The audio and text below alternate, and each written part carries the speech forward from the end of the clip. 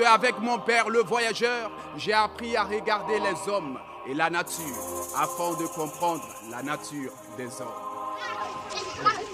Non, non, c'est cadeau, mon cher. Hey!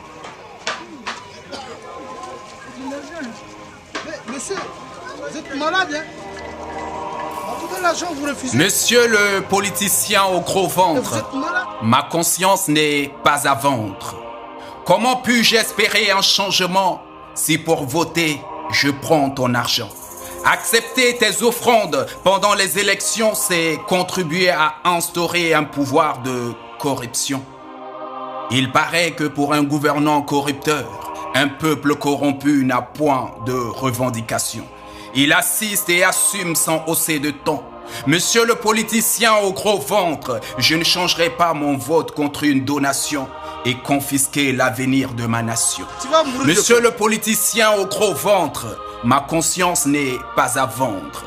À la tête de ce pays, j'ose espérer des hommes et des femmes qui connaissent le prix du pain, pas d'un corrupteur qui pendant les élections me tend du pain.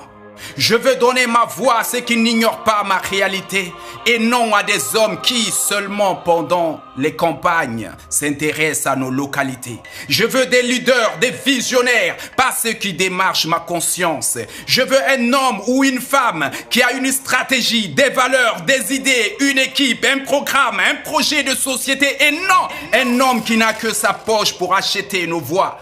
Je veux des personnes élues démocratiquement et non des hommes qui font la politique du ventre et l'achat de conscience.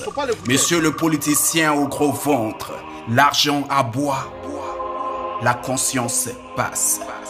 Monsieur le politicien au gros ventre, ma conscience n'est pas à vendre.